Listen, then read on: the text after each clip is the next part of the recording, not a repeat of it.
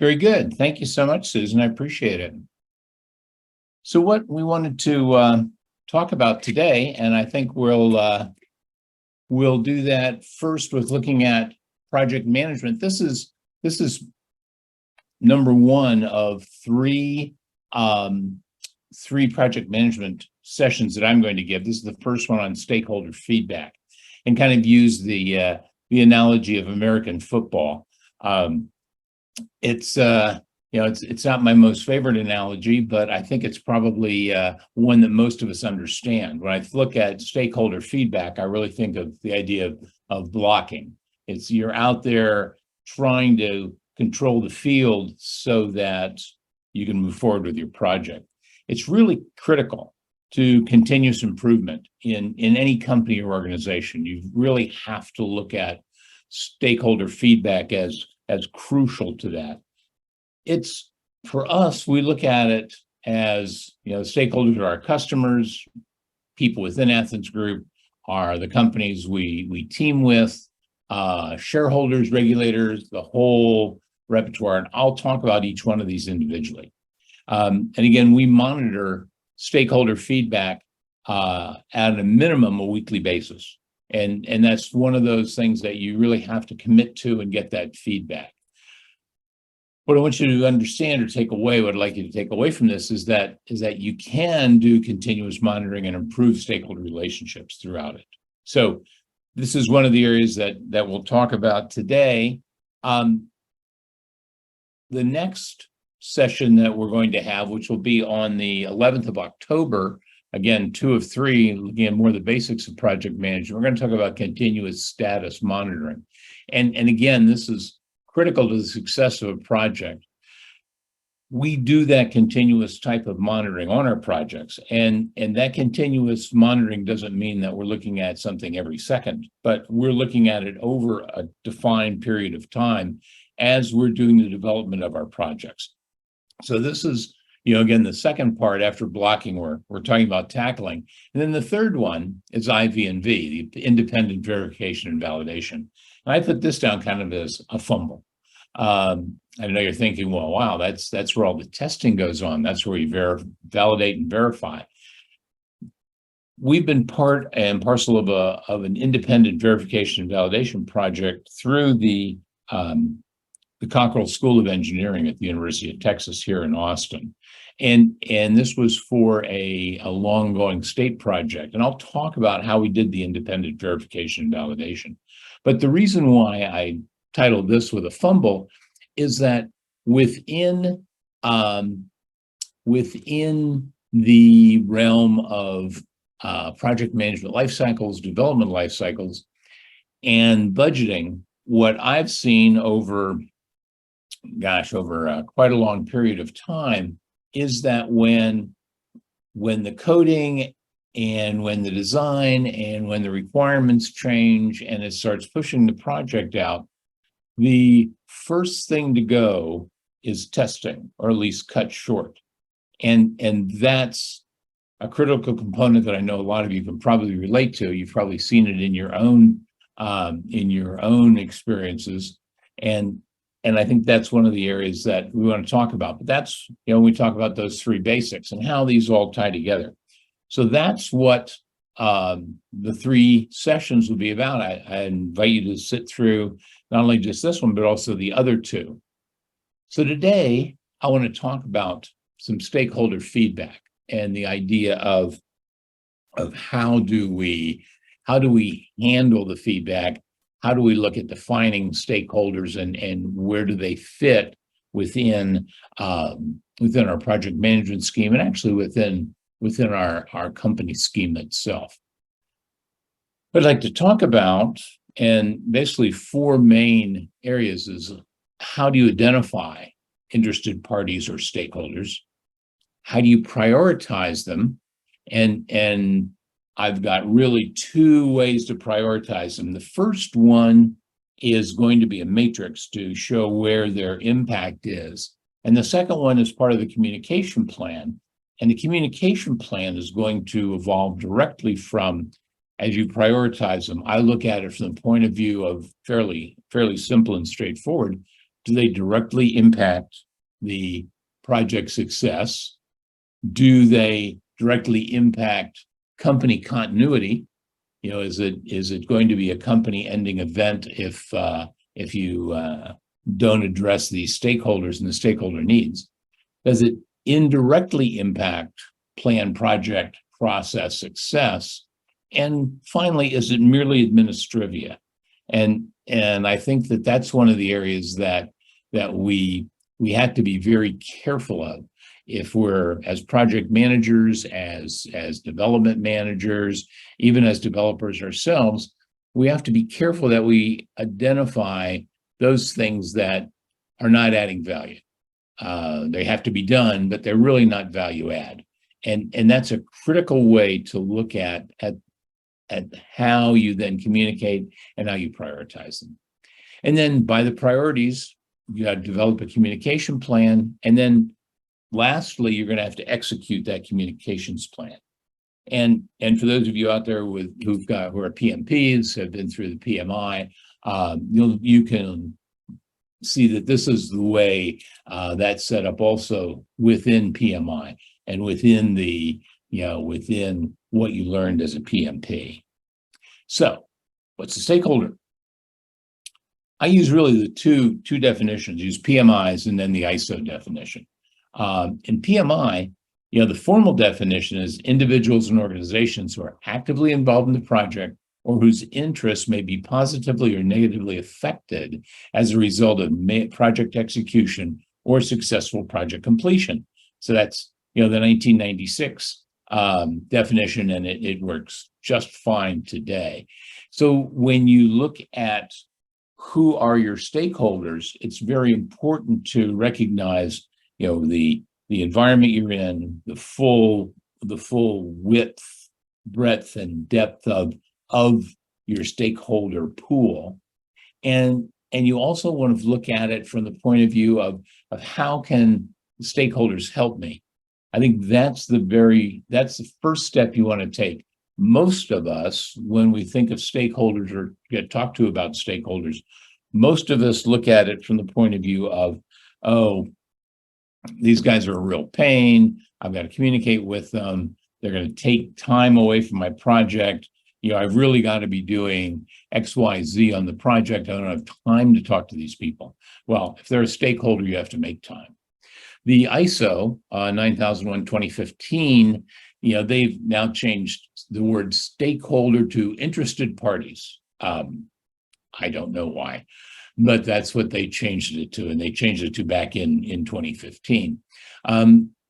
There's no requirement in the standard, and it's international standard, for the organization to consider interested parties where it is decided that those parties are not relative to its quality management system.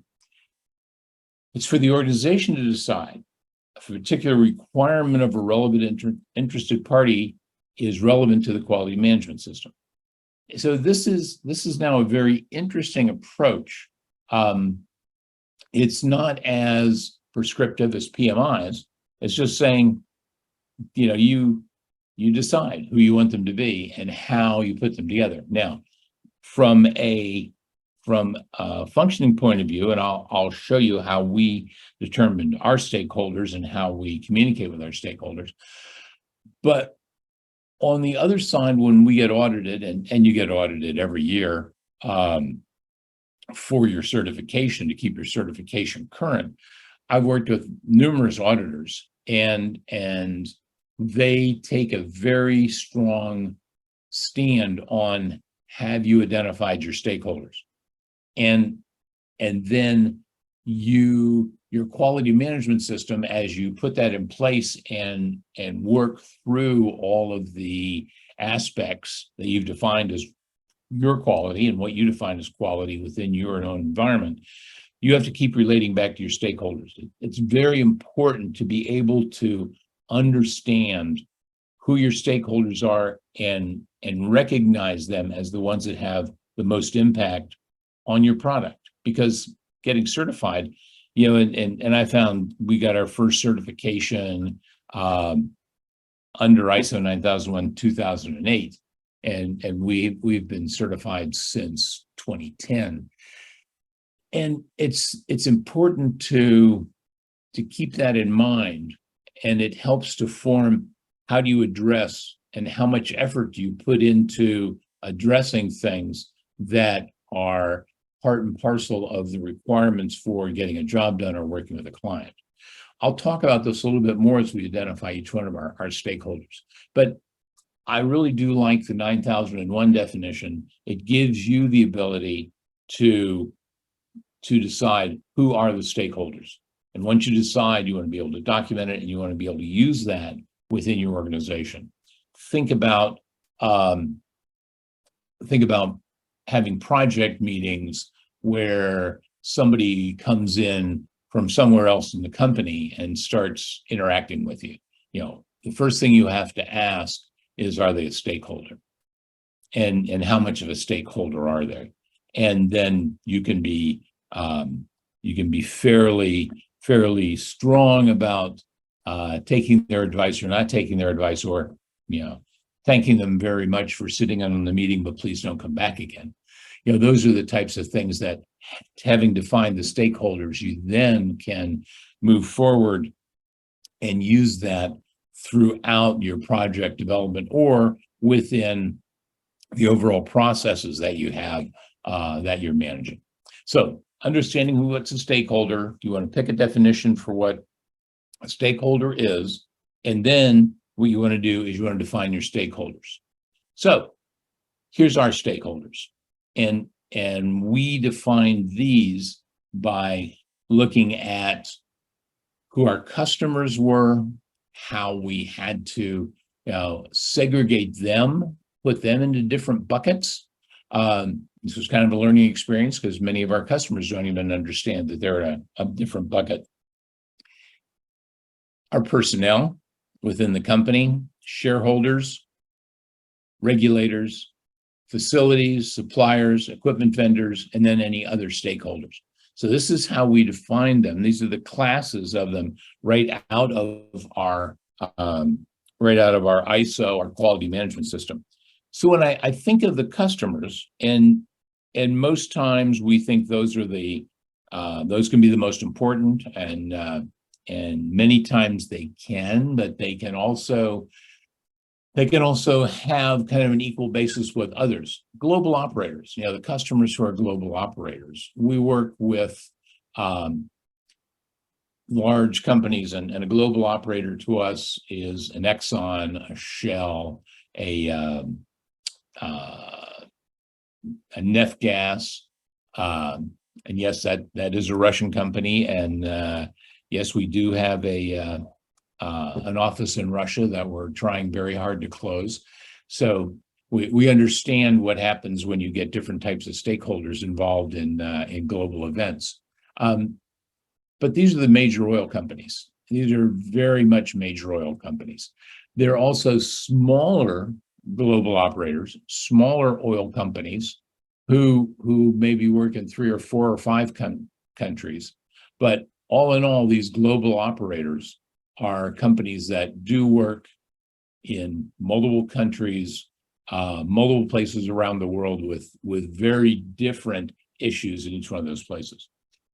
Drilling contractors. So the way it works in the organization, a company such as Exxon will decide that they want to drill for oil or do exploration for oil in Brazil.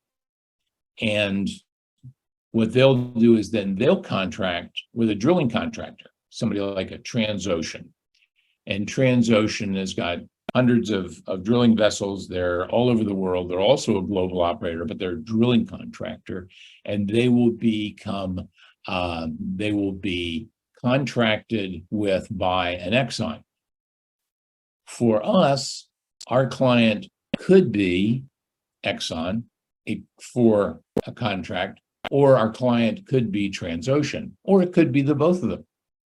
And that's becomes a very interesting process. So now you have to look at your stakeholder.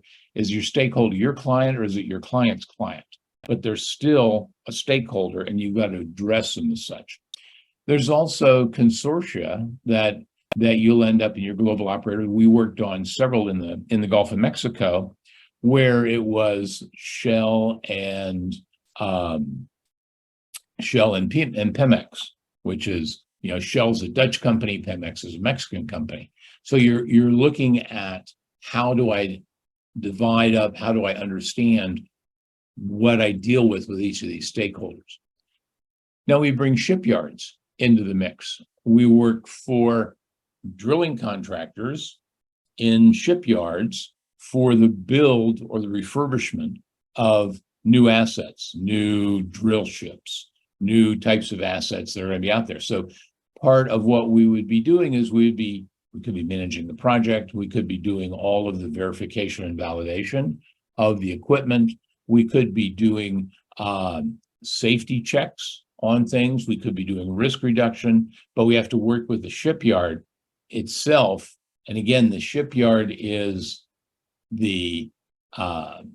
servicing the drilling contractor, and we're working with both. We also might have the shipyard itself as our client, and we would have that in the case where they would hire us directly to maybe verify and validate a new design, which we've done in a number of cases. We've also worked with shipyards where there'd been a fairly major accident, and we had came in to do the analysis of what happened. So again, these are our customers, asset owners. So the asset owner, the asset's the drill ship. Who owns the drill ship? Sometimes it may be British Petroleum. Sometimes it may be another investment group. So these are the combinations that we see. Plus, one of our other clients could be the marine underwriters. The marine underwriters are basically the insurance companies. And we work with them on looking at, again, verifying and validating that the asset that they're insuring is fit for purpose. That'll really do the job. So we look through all our customers and have to decide which ones are, who's our customer when, and then we have to make sure we understand the interactions around each one, because there may be different communication mechanisms within a single project for our different stakeholders. And then we've got Athens Group personnel, and those people are top management, our board of directors, our C-level suite. We've got our quality manager, who's part of that group, surveyors, and the term surveyors is a term of art for the industry. These are basically the consultants who go out. These are our contractors who go out. So those are the folks that are actually doing the work. Delivery managers who are looking over the different projects and look at how we're doing the delivery. And then there's other managers and staff, logistics people, and different safety people. So they're part of it. Also, our stakeholders, we have to look at our shareholders. Those are stakeholders. They care that our projects are being done on time. They care that our clients are happy. They care that we're doing things the right way. Regulators, and we've got really two levels of regulators here within the oil and gas industry. We've got local, state, national, and international authorities.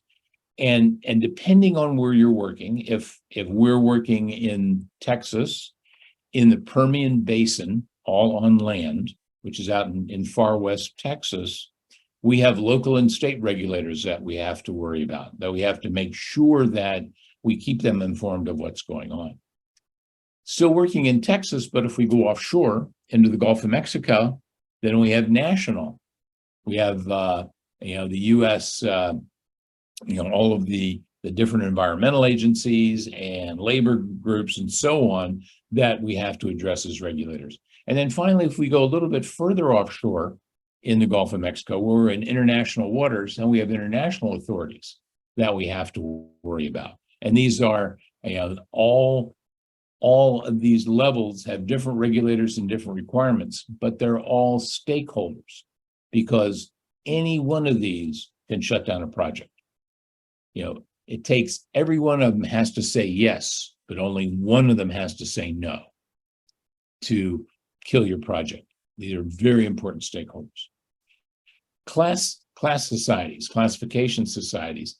These are groups that actually do the classification surveys of vessels, of the different assets. And they will say that they would basically say during construction, maybe on an annual basis or an every 5-year basis, they come on board these vessels and check to make sure that they're following all the regulations, that all the equipment is set the way it should be, and that the vessel's in good shape, and normal things like it's not rusted through and the hull's okay and all that stuff.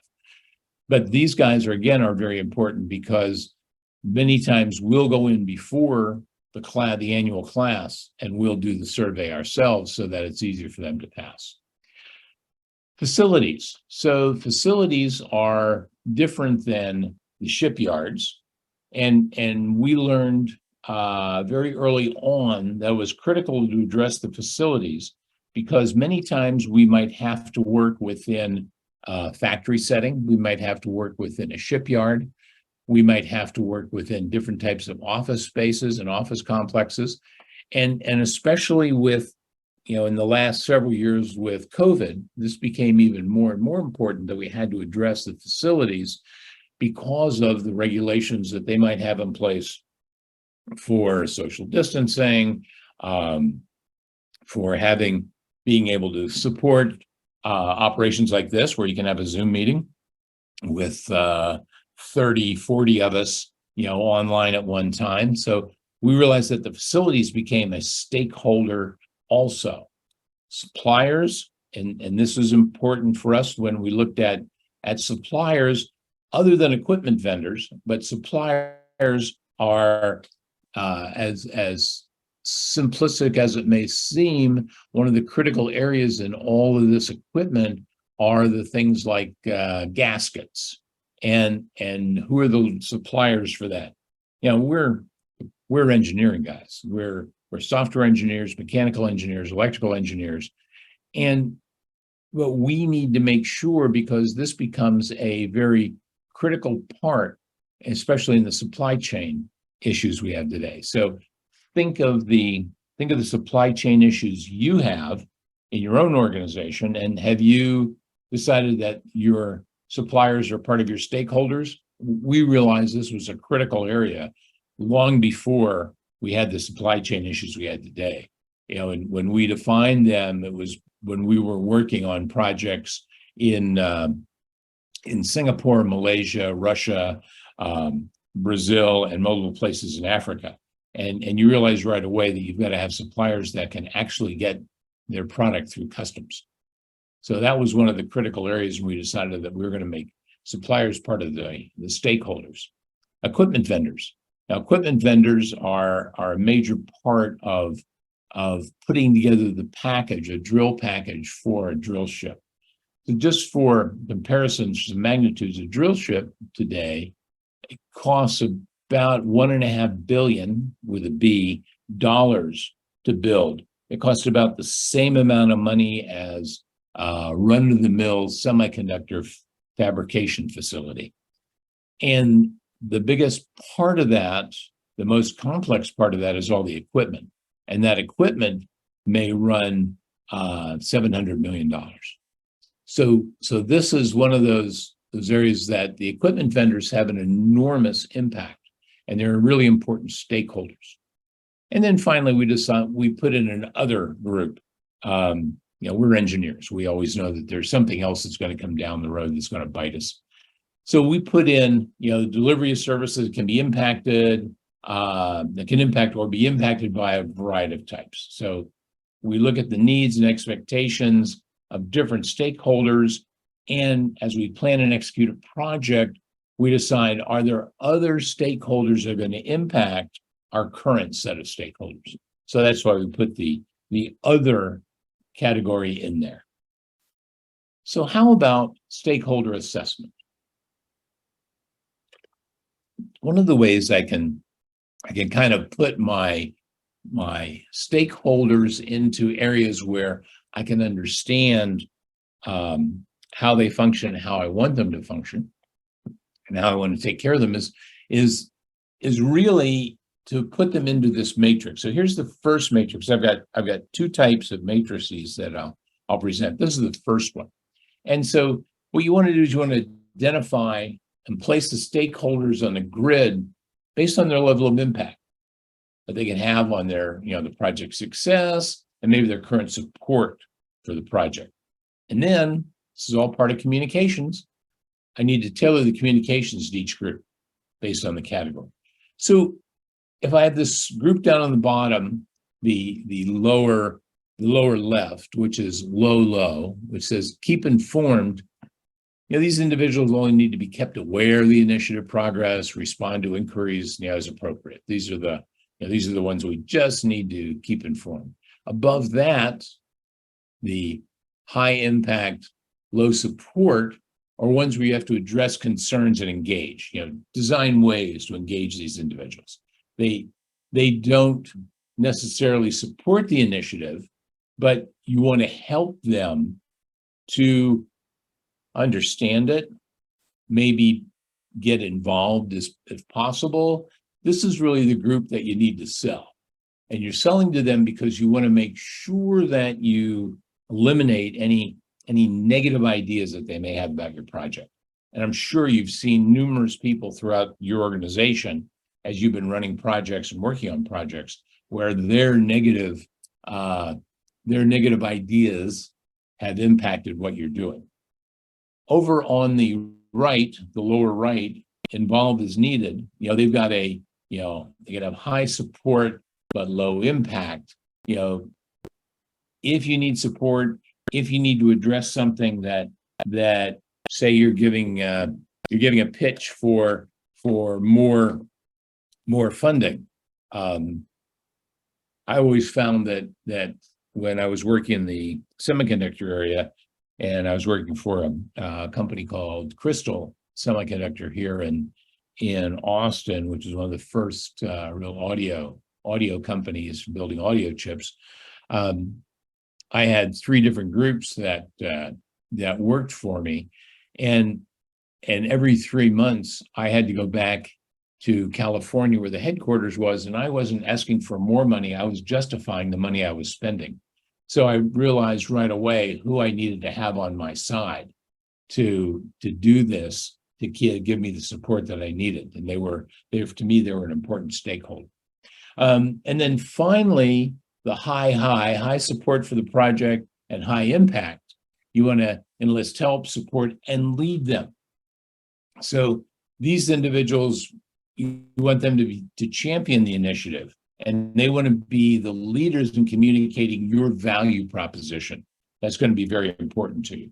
When I look at the idea of enlisting help, supporting, and leading, I really look at I want to make sure that I'm doing this with my customers, that I'm helping to lead, have them lead.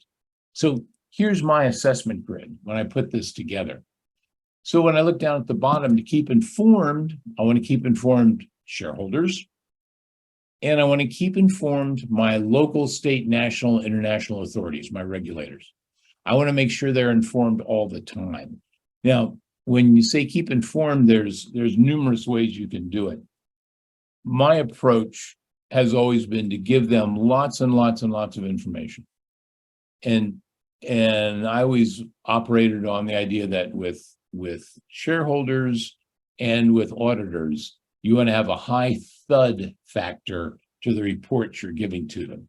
And thud factor is back in the olden days when we printed everything out before we were able to put everything on our iPads or our phones.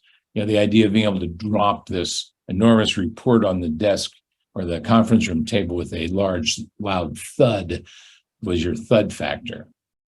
When I want to look at addressing concerns and engaging, well, I want to engage the facilities for sure, because again, most times the people who own the facilities that control the scheduling of conference rooms or factory work aren't in the direct line with either your customer or who your customers' customers are.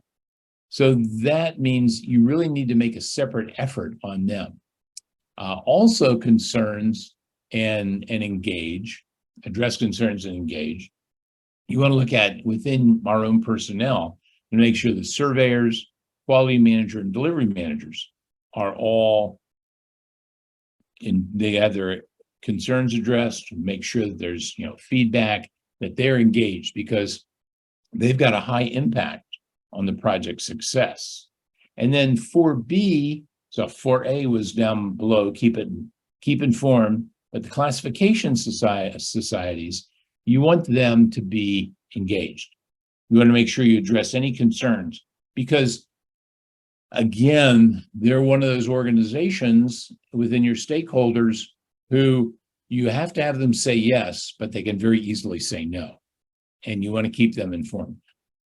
We spend, when we were first working with classification agencies, we spent a lot of time with our C-level people addressing them, giving them presentations, talking about what kind of work we did, supporting them in their conferences. May seem like a minor point, but we spent a lot of time putting together technical presentations to show that we had the technical chops to do this, and we did it at their conferences for them. So we got the double bonus of showing our expertise to the classification societies, but we also got to show it to their clients too.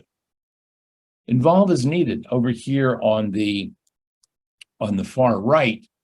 Here we look at other managers and staff within Athens Group, but also top management. Top management is great. Everybody loves them. No one's ever has a bad word to say about top management or anybody in the C-suite. But what you want to be able to do is you want to make sure you control the message to them too. I know that's heretical, but you want to keep that controlled, because it's important for you to make sure they understand what's going on in the project. There's always something that's going wrong at any point in time in a project. But you want to make sure unless it's something catastrophic, but if it's just kind of the normal issues that go on where the Scrum Master is having a bad day, the CIO doesn't need to know that, or the CEO. Finally, involve as needed suppliers and any other stakeholders, but especially the suppliers. You want to bring them in as you need them, because again, they're controlling today. They're the ones who are controlling how you're going to get your supplies in on time, how you're going to make sure that those 8 containers coming from Guangzhou really end up in Brazil. So that's an important, the supply chain is just incredibly important. And finally, the enlist, help, support, and lead. The equipment vendors, and again, the equipment vendors are important. You want them on your side. You want them to support what you're doing, because this is the major cost item that our clients are going to have. And then A, B, C, D, E, under one, we want all our customers up there, because we want them to understand what we're doing, and we want to have them involved so that they're helping to lead and they're supporting the project and what we're doing. Now let's go back and again, let's take another pass at a different matrix for this. So here are, again, A is directly impacts, B is directly impacts the company continuity, indirectly impacts, or administrivia. Now here's the ones that we're going to put in place as we do our communications plan. Back here, we identified everybody and where they fit. Now, where are they going to go on the communications plan? So here are stakeholders. And again, back to A's. The A's directly impact the project success. So our customers, surveyors, delivery managers. If I look at day to day, this is how I'm going to prioritize them. For B, directly impacts company continuity. That's really top management. How are we going to make sure we have continuous support and have good continuity within our own organization? Indirectly impacts. Well, indirect impacts, quality manager. I'll have to apologize to them, but it's really an indirect impact. Other managers and staff, and then facilities, suppliers, equipment vendors. Those are other ones that are in that same category in C. Now, important one, the last one is administrivia. You know, there's lots of administrivia that can come in, questions that could ask, things that we really don't want to, we don't have to address for the project. We need to address because of the stakeholders. But again, this is one of those things that you have to decide how you want to budget your time. And administrivia itself will eat up an enormous amount of time. Okay, so again, those were the four that have in there: the directly impact project success, directly impact company continuity, indirectly impact, or their administrivia. Here's the second matrix that we had, and then here's the communication plan for it. So if they directly impact project success, what you want to be able to do is you want to have daily communications that are project focused like a laser on the project. You know, talk about administrivia, don't talk about anything else. If they directly impact your company continuity, make sure you've got weekly communications that are project focused. If they indirectly impact it, a monthly minimum communication that's, again, project focused. And then for D, for the administrivia, you know, it's as needed, focused on the project portfolio related to the stakeholder. So it may be a corporate-wide focus: health, safety, and environment, quality, compliance, but you need to do that and keep it focused. Another example of the administrivia, you get a feel for what I mean, is the Foreign Corrupt Practices Act, FCPA. And we deal with that all the time because we're going into countries like Azerbaijan and some of the countries in sub-Saharan Africa. And the issue there becomes one of, is it normal practice? Is it a fee that the guy at the border asks for $20 to scan your documents, or is it a bribe? And you've got to have training for people on this. Well, that's in administrivia. That cuts across lots of projects, but it doesn't impact directly the project itself. So now let's go into the communication plan execution. Where does this get done? I'll throw some acronyms in here, and then I'll show you where those all fit. Priority A directly impacts the project success. Well, there's a PQT, PQP, and a PEP. Well, the PQT is our project quality tracker. The PQP is the project quality plan, and the PEP is the project execution plan. These are all defined, laid out in our quality management system. And I'll show you in the next set of slides the tools that we built in order to do this. Report direct, priority B directly impacts company continuity. Again, they're in the PQT, PQP, and PEP. If it indirectly impacts any of those, it's an email or a report, and the same with administrivia. Indirect impacts and administrivia not in the project, the automated project system. It's there strictly within the realm of email, and project managers handle that. We do it via reports outside of that. So what am I talking about? What does it look like? What it looks like, and here's the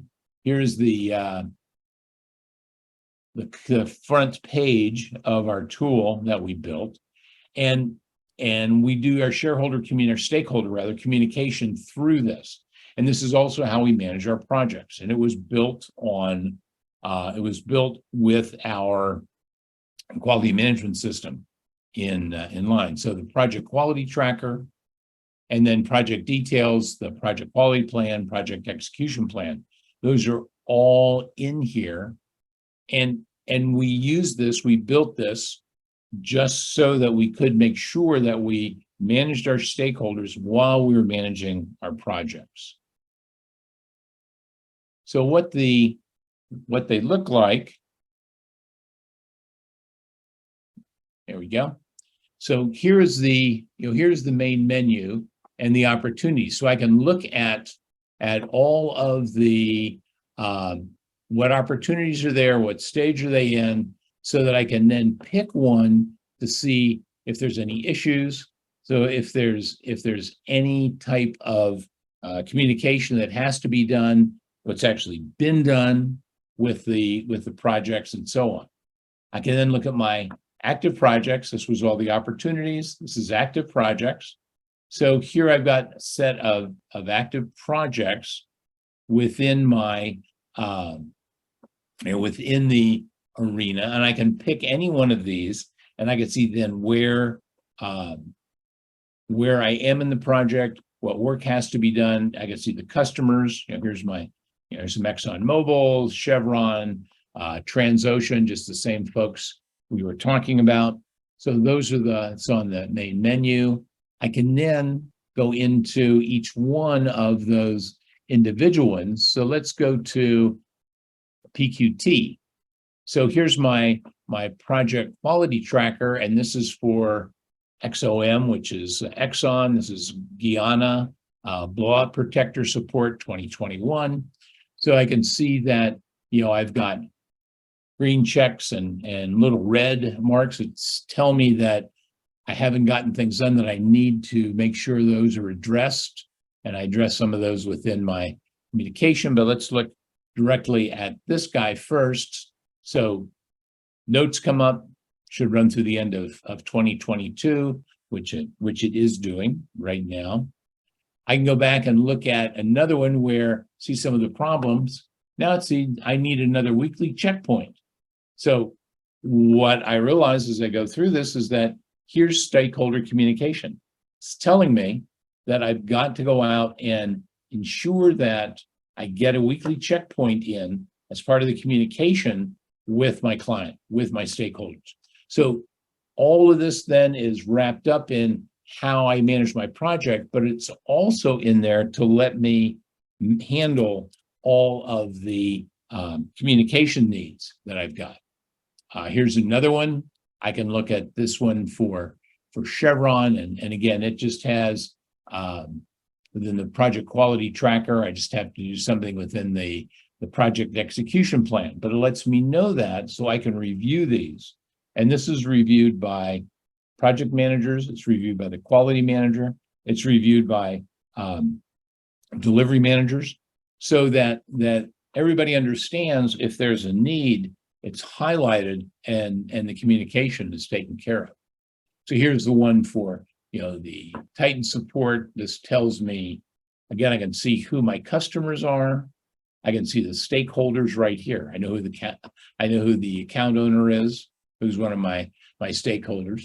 And then I can then go in and look through the quality plan and the PEP, the execution plan. Like also over here, you can see in the upper, almost the upper right, it says where it's exempt from AGQMS. We have some projects that are exempt from the quality management system. And those are usually projects that are simple consulting projects. They may be a project that is an expert witness engagement with a law firm, or it may be a project where we're just passing through the building to help someone get on board a consultant that one of our clients specifically needs. So there's a number of reasons why that would happen. Okay, there's the Titan support. Then here again, some more on the Titan support. We're back to, you've got all the information on the services, who the, commissioning managers, they're now, they're a stakeholder. You've got all the other stakeholders that you can see within the service where that's, laid out for you. You can also see, again, account owners, the different delivery manager. Again, these two are stakeholders. You can see the notes are put in here.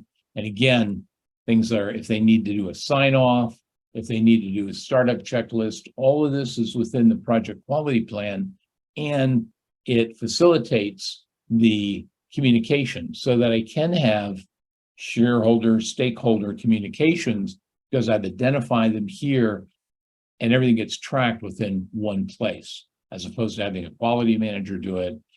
isolated from everything else. We've incorporated the quality management system and the tracking of our stakeholders all together in one system. So again, here was the communication plan as we did the execution of it. Yeah, the PQT, the first three, the PQP and the PEP, are all part and parcel of our internal project management system and tracking system. Outside of that, just emails and reports for the indirect impacts and the administrivia. So that's how those were all set up. And again, here's the prioritization of our stakeholders. So it's important to, and two basics to take away from this session is, one, make sure you've identified your stakeholders and cast a very wide net as to who you have for stakeholders, and then trim them down. It's much easier to eliminate them at first than it is to add them back in later. So you want to get those stakeholders in place and understand who the stakeholders are. And then get the prioritization in place, because just because they're a stakeholder doesn't mean you've got to hold their hand every day. They may just need to be touched once a month. So those are very critical as you put together that communication plan. So you prioritize it, drive your communication plan, and you're going to be all set with that. So with our stakeholder feedback, we talked about basically the blocking. That's the first part of these, some basics. So back to some of the basics of project management. We talked about how it's critical for the feedback. That's really important, but you've got to manage that feedback. You don't want to be drowned by it. You want to know what priority it is. Looked at who our stakeholders were and how we decided those stakeholders, and then how that all fits within an ISO 9001 organization. And again, it's helped us a lot to have that certification to really focus on it.